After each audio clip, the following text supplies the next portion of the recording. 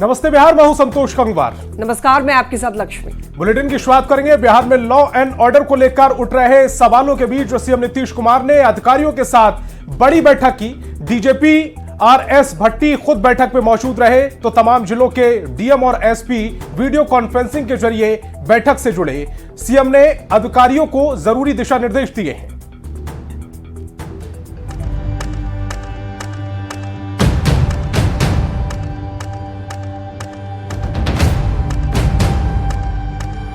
अपराध पर हो रहे सियासी हल्ला गुल्ला के बीच सीएम नीतीश कुमार ने लॉ एंड ऑर्डर पर बड़ी समीक्षा बैठक की। बैठक में डीजीपी के साथ लॉ एंड ऑर्डर से जुड़े सीनियर अधिकारी मौजूद रहे। साथ ही वीडियो कॉन्फ्रेंसिंग के जरिए सभी जिलों के डीएम और एसपी बैठक में जुड़े। करीब 1.5 घंटे तक चली बैठक में सीएम नीतीश ने क्राइम कंट्रोल को लेकर कई निर्देश दिए। वहीं बैठक में बिहार पुलिस मुख्यालय की तरफ से मुख्यमंत्री को ग्राउंड लेवल पर लिए गए एक्शन दिखाए गए। अधिकारियों ने राजधानी पटना में डायल 112 के जरिए क्राइम कंट्रोल के लिए उठाए जा रहे कदमों की जानकारी मुख्यमंत्री को दी। मुख्यमंत्री ने रंगदारी के मामले पर भी फीडबैक लिया। बिहार पुलिस मुख्यालय ने रंगदारी की घटनाओं में कमी का आंकड़ा पेश किया। बिहार पुलिस मुख्यालय की तरफ से मुख्यमंत्री को यह बताया गया कि किस तरीके से आपराधिक घटनाओं में कमी आई है। बिहार पुलिस हेडक्वार्टर की तरफ से जो इंस्ट्रक्शंस दिए गए थे उसको कैसे ग्राउंड लेवल पर एक्शन में लाया गया है, उस इंस्ट्रक्शंस को। इसके अलावा ऑर्गेनाइज क्राइम के पैटर्न पर भी चर्चा हुई और यह बताया गया है कि ऑर्गेनाइज क्राइम का जो पैटर्न रहा है उससे किस तरीके से बिहार पुलिस जीरो में निपटी है और कैसे कई कांडों का खुलासा किया गया है। हाल के दिनों में बिहार में हुई आपराधिक वारदातों को लेकर जमकर सियासत हो रही है। वीआईपी के मुखिया मुकेश सहनी के पिता जीतन सहनी की हत्या के बाद अपराध पर सियासत और तेज हो गई। यहां तक कि विपक्ष ने 20 जुलाई को विरोध मार्च निकालने का ऐलान तक कर दिया। वैसे पुलिस ने 48 घंटे के अंदर जीतन सहनी हत्याकांड के मुख्य आरोपी की गिरफ्तारी कर पुलिस ने हत्याकांड का खुलासा कर दिया। नीतीश कुमार ने कानून व्यवस्था पर समीक्षा बैठक कर एक बार फिर यह साफ कर दिया कि क्राइम पर उनकी सरकार की जीरो टॉलरेंस की नीति पहले भी थी और आगे भी अपराधियों को छोड़ा नहीं जाएगा। लगातार विपक्ष सवाल उठा रहा था और ऐसे में सरकार जो है वो अपने को गंभीर बता रही है। पुलिस मुख्यालय भी अपने तरफ से यह बता रहा है कि ऑर्गेनाइज क्राइम का जो पैटर्न है उसमें कमी आई है बिहार में। न्यूज़ 18 के लिए पटना से संजय कुमार और शैलेंद्र कुमार की रिपोर्ट। बिहार में बढ़ते अपराध पर जहां विपक्ष आज प्रतिरोध मार्च निकालने जा रहा है तो वहीं सीएम नीतीश कुमार ने सीएम हाउस में समीक्षा बैठक की। सीएम नीतीश ने क्राइम कंट्रोल को लेकर अहम निर्देश दिए, लेकिन बिहार में क्राइम पर जमकर सियासत हो रही है। बिहार में बढ़ते अपराध ने सबको भयभीत कर दिया है। हर लोग थर्राया हुआ है।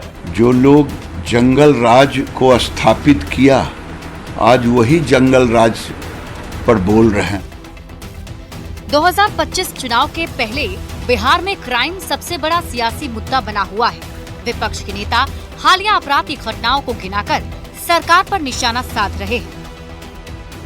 लेकिन बिहार में बढ़ते अपराध ने सबको भयभीत कर दिया है। हर लोग थर्राया हुआ है, न जाने कब क्या हो जाए। तो सत्ता पक्ष के नेता उस वक्त की याद दिला रहे हैं जब आरजेडी की सरकार थी। 1 दर्जन ऐसे सामूहिक हत्याकांड हैं जो लालू जी के दुशासन काल में हुए हैं। शासन तो कहना शासन का अपमान करना है, जिसमें कई सौ लोगों की सामूहिक हत्या हुई है। सियासत की महिमा देखिए, अपराध हो रहे हैं तो विपक्ष सवाल उठा रहा है। अपराध को रोकने के लिए सीएम बैठक कर रहे हैं तो भी विपक्ष सवाल उठा रहा है। समीक्षा बैठक से क्या होगा? कोई आप जवाबदेही तय करते ही नहीं। विपक्ष अपराध पर सीएम की समीक्षा बैठक पर निशाना साध रहा है तो सत्ता पक्ष के नेता विपक्ष के विरोध मार्च पर सवाल खड़े कर रहे हैं। उनका जो इतिहास है वह आपराधिक पृष्ठभूमि वाले लोगों को संरक्षण देने और पोषण करने का है। सत्ताधारी दलों के नेताओं का कहना है कि सरकार अपराध पर लगाम लगाने को प्रतिबद्ध है और बिहार में अपराधियों की खैर नहीं। मैं मुख्यमंत्री को धन्यवाद देता हूं कि उन्होंने जिस कदर से लॉ एंड ऑर्डर के लिए चिंता व्यक्त की है और समीक्षा कर रहे हैं, इसी से सुधार होगी। जंगल राज लालू जी का था, जंगल राज तेजस्वी जी भी अपराधियों को संरक्षण देने का काम करते हैं। बिहार में क्राइम हमेशा से सियासत का बड़ा मुद्दा रहा है। बढ़ते अपराध को मुद्दा बनाकर ही नीतीश सरकार 2005 में सत्ता में आए थे और लालू प्रसाद की पार्टी आरजेडी सत्ता से बाहर हुई थी। अब विपक्ष, खास करके आरजेडी, उसी हथियार के सहारे सत्ता में वापसी का सपना देख रहा है। न्यूज़ 18 के लिए पटना से शैलेंद्र कुमार और दिल्ली से अमितेश कुमार सिंह के साथ ब्यूरो रिपोर्ट। खबर ईडी के एक्शन से जुड़ी है। जानी मानी निर्माण कंपनी एसपी सिंगला कंस्ट्रक्शन के पटना स्थित ठिकानों पर ईडी की कार्रवाई पूरी हो गई है। बोरिंग रोड क्षेत्रीय कार्यालय और बेली रोड स्थित प्रोजेक्ट कार्यालय में शुक्रवार को ईडी ने छानबीन की, जहां से कई महत्वपूर्ण दस्तावेज, कंप्यूटर के हार्ड डिस्क और पेन ड्राइव जब्त किए गए हैं। ईडी ने दिल्ली और पंचकुला में भी कई ठिकानों पर छापेमारी की। पूरा मामला पूर्व विधायक गुलाब यादव और आईएएस संजीव हंस से जुड़ा है। आज की तारीख में एसपी सिंगला कंपनी बिहार में 8 बड़े पुलों का निर्माण कर रही है और जब आईएएस संजीव हंस पुल निर्माण निगम के एमडी थे तभी कंपनी के साथ अवैध लेन देन का मामला सामने आया था।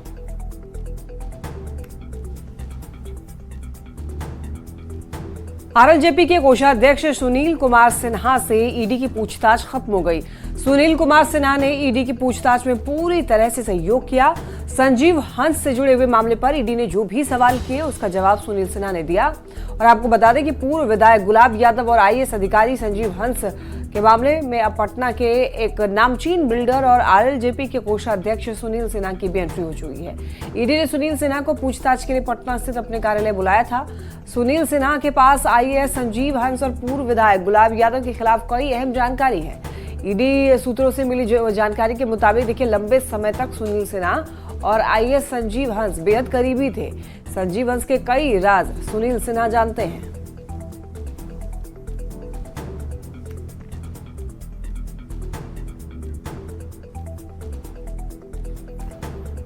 और बड़ी खबर पटना से है। रामकृष्ण नगर थाना क्षेत्र के जगदीश राय चौक के पास से नाराज भीड़ और पुलिस के बीच में झड़प हो गई है।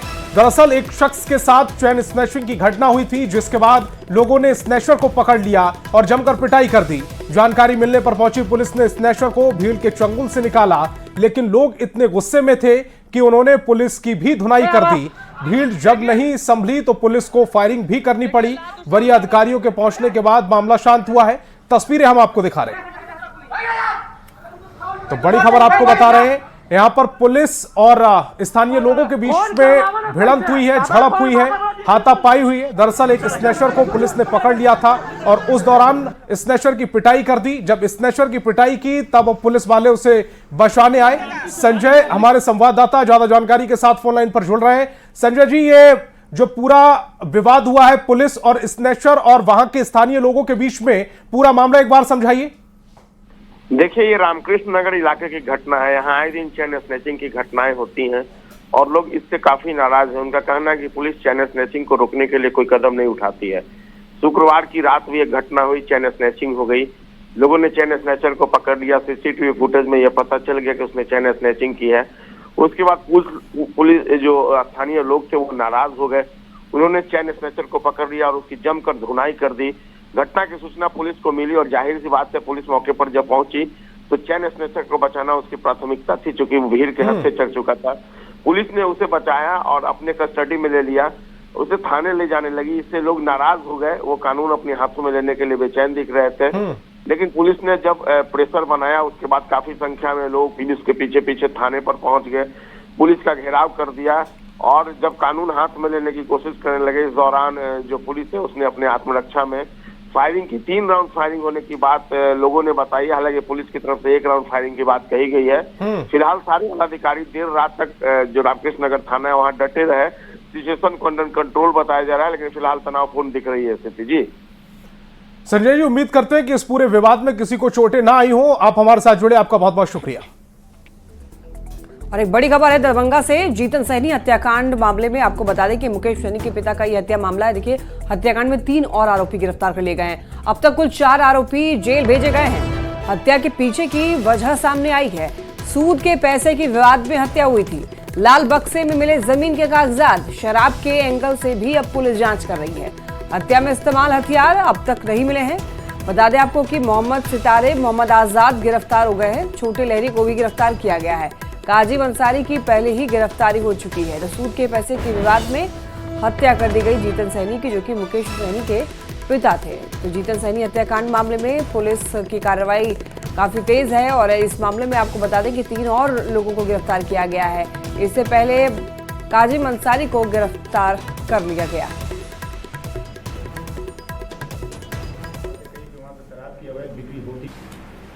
उनका नाम है सितारे, छोटे लहरी और मोहम्मद आज़ाद। ये तीनों जो काजिम अंसारी के साथ घटनाक्रम में संलिप्तता था इनका। गिरफ्तार अभियुक्त मोहम्मद सितारे उर्फ छेदी द्वारा मृतक के पास 20,000 रुपये सूद लिया था। उसी के एवज में मृतक पैशन प्रो मोटरसाइकिल एवं कागज़ रखे हुए थे। कांड में गिरफ्तार छोटे लहरी जो थे 6,000 रुपये सूद लिए थे, उसमें उसके एवज में ज़मीन का कागज़ रखे हुए थे। और मोहम्मद जो आज़ाद है ये इनका सहयोगी है, इनके सपोर्ट में था। और घटनास्थल में जो सीजर लिस्ट जो बना था तो उसमें जो संदूक था उसमें जो 23 कागज़ था, उस 23 कागज़ में 2 ज़मीन का दस्तावेज था, बाकी शेष ब्याज का जो दस्तावेज था। और घटनास्थल पे 38 प्लास्टिक का खाली पाउच मिला हुआ था। तो हम लोग उसको प्रथम दृष्टता शराब का सेवन मानते हुए उसको FSL के लिए टेस्ट के लिए भेजा जा रहा है, ताकि पानी है या शराब का चेक करने के लिए। और ये घटना जो मोहम्मद कादिर अंसारी जो स्टेटमेंट दिए थे उनके अनुसार ये सितारे, छोटे लहरी, मोहम्मद आज़ाद, ये चारों ने मिलकर इस घटना को अंजाम दिया।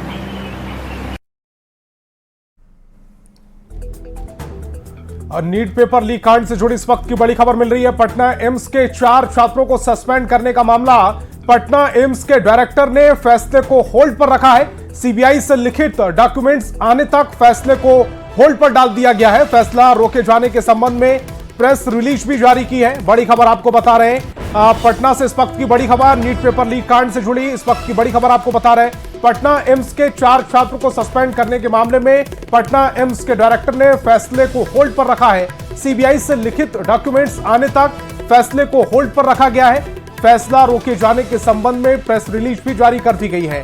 तो बड़ी खबर आपको बता रहे हैं, नीट पेपर लीक कांड से जुड़ी इस वक्त की बड़ी खबर, पटना एम्स के 4 छात्रों को सस्पेंड करने के मामले में पटना एम्स के डायरेक्टर ने फैसले को होल्ड पर रखा है। नीतीश कैबिनेट की बैठक में बिहार फिल्म प्रोत्साहन नीति 2024 लाई गई है। डिप्टी सीएम विजय कुमार सिन्हा ने इसका स्वागत किया है। डिप्टी सीएम ने कहा है कि बिहार को बहुत दिनों से फिल्म नीति की जरूरत थी। बिहार से जुड़े हुए कलाकार को इससे फायदा होगा। बिहार की फिल्म प्रोत्साहन नीति से युवाओं को अवसर मिलेगा।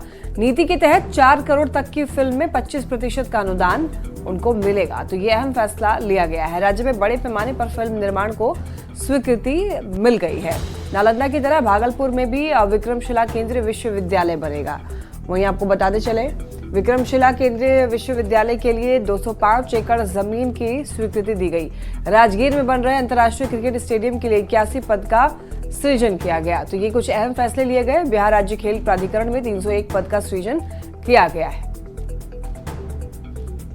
आज उस सोच को बिहार सरकार ने फिल्म नीति के स्वीकृति देकर साकार करने का एक प्रयास शुरू किया गया है।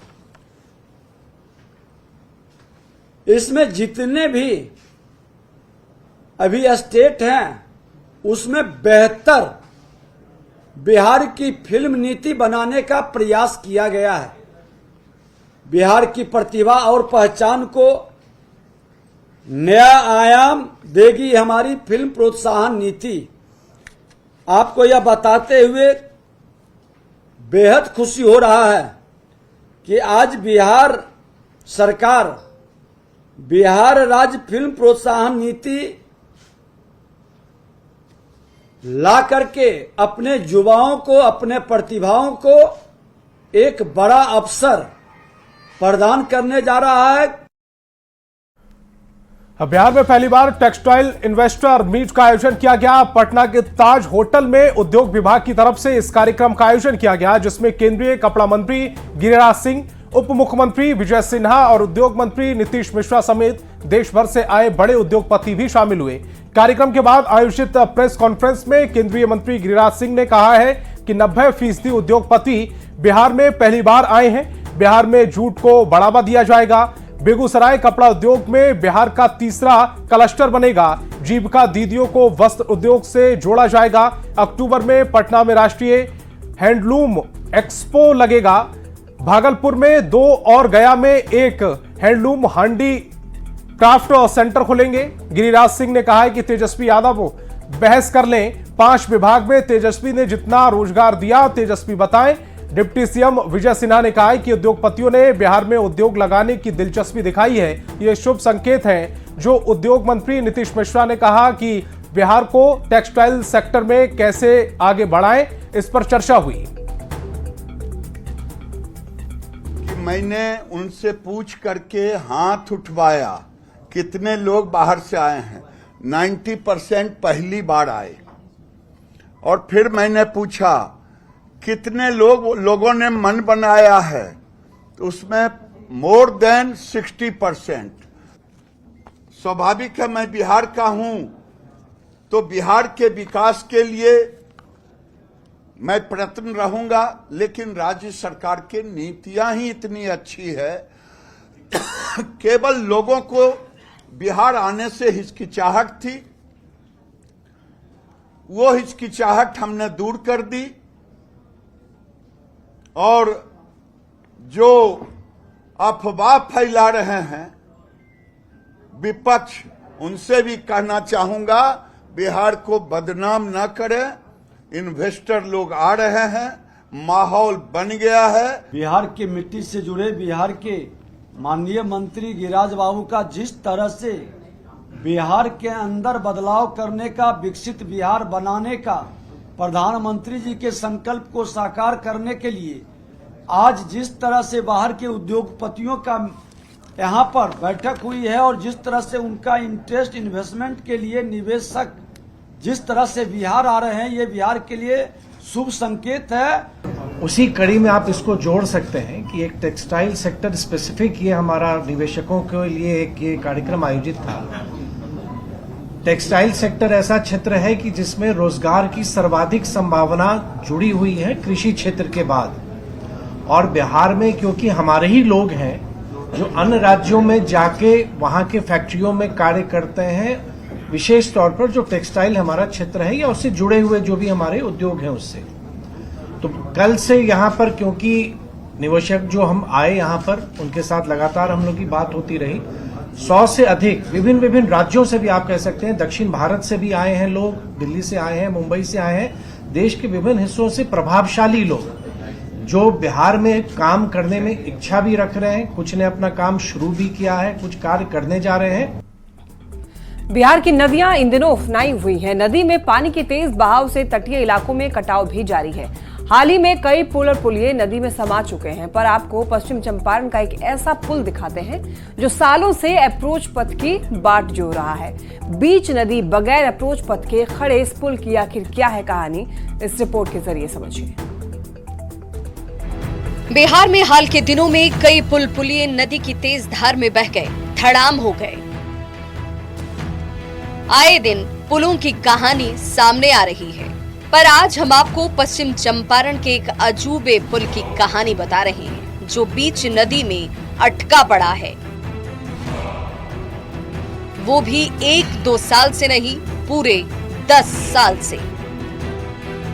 बिहार में पुलों के ध्वस्त होने की कई कहानियां तो जरूर है, लेकिन बगहा में एक अजूबा पुल भी है जो गंडक नदी की बीच धारे में लटकता हुआ पुल है। आप देख सकते हैं तस्वीरें, और इसकी कहानी भी कुछ अलग है। अप्रोच पथ के लिए 10 साल से इंतजार में खड़ा ये पुल पश्चिम चंपारण के मंगलपुर में है। गंडक नदी के बीच धारा में मौजूद इस पुल तक पहुंचना आसान नहीं, जबकि 10 साल पहले इस पुल से होकर लोग गुजरते थे। यूपी की सीमा तक इसका संपर्क पथ था, पर गंडक नदी की बदलती धारा ने सब कुछ बर्बाद कर दिया। इस पुल पे तो हम लोग गन्ना गिराए हैं, अपना ट्रैक्टर ले गए हैं, हम लोग का खेती उधरे था। नदी जब आया तो उधर का थोड़ा सा अप्रोच टूटा था, उसके बाद से उस पर कोई मरम्मती नहीं हुआ, धीरे धीरे टूटते टूटते पूरा दोनों साइड का टूट गया। गंडक नदी की बदलती धारा ने पहले जहां संपर्क पथ को ध्वस्त किया, तो विभागीय उदासीनता की वजह से पिछले 10 साल से ये पुल संपर्क पथ के इंतजार में यूं ही खड़ा है।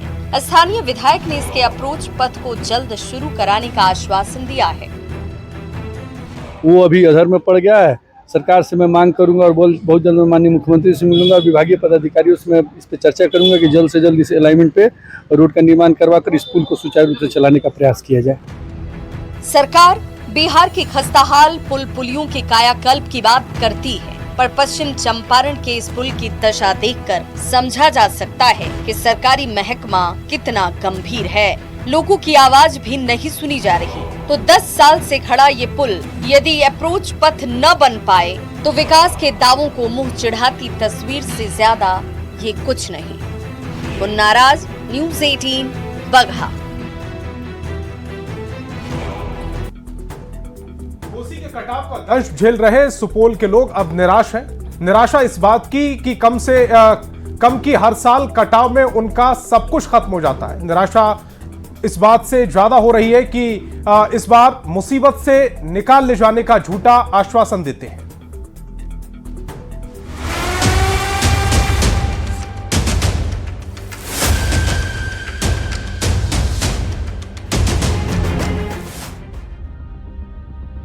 सुपौल सदर प्रखंड में कोसी नदी जमीन निगल रही है। मुंगरार, बलवा और डुमरिया गांव में तबाही का सैलाब है। अब तक 200 से अधिक घर कट चुके हैं और कुछ इमारतों की ईंट खुद घर वाले निकाल रहे हैं। भगवान ने भी मंदिर समेत समाधि ले ली है। जिस खाट पर सोते थे आज हालात ऐसे हैं कि खाट कंधों पर है और आंखों में नींद नहीं है। मुखिया प्रतिनिधि ने हाथ जोड़कर कम्युनिटी किचन चलाने की अपील की है। वो यही मांग है कि मेरे समाज को, मेरे जनता को कम से कम ज्यादा से ज्यादा घर थोड़ी बना देंगे क्या? अगर घर भी बना देंगे तो ये बहुत बड़ी बात होगी। तो कम से कम खाने के लिए तो कुछ मिल जाए। सेकंड दर सेकंड जमीन की दरारें शून्य हो रही हैं। जीवन को सुरक्षित उस पार ले जाना है तो नाव के पैसे देने होंगे। जमीन के इस टुकड़े की लड़ाई कौन लड़े? ये पारिवारिक नहीं, अब प्राकृतिक मामला है। इसलिए सब चुप हैं, स्तब्ध हैं। विधायक ने अभी तक प्लास्टिक तक नहीं मिला है। चूरा चीनी जो भी होता है, खाने तक का सामान इन लोग का पानी में जलमग्न हो गया है और इतनी भयावह दृश्य है कि हम लोग को देख के भी रूह कांप उठता है। तबाही तब भी थी जब बाढ़ आई थी और तबाही अब भी है जब कटाव हो रहा है। कल तक सब कुछ इनका था, जिनके आशियाने की दीवार अब नहीं है। जो दिख रहा है वो भी अब नहीं रहेगा। खाने के लिए तरस रही है, कुछ नहीं छा बाबू, कतो कुछ न घर दुआर दे ना स्टमरो वाला सब घर बेच के दान बेच के दै छिए बाबू। हे वो जन का उजली कोनो उपाय नहीं। पांव में पानी की रस्सियां हैं, अपनी जमीन से जुड़ाव है। आंखों में पानी का समंदर है मगर सामने सैलाब है। जाए तो कहां, अब यही सवाल है। अमित कुमार झा, सुपौल, न्यूज़ 18।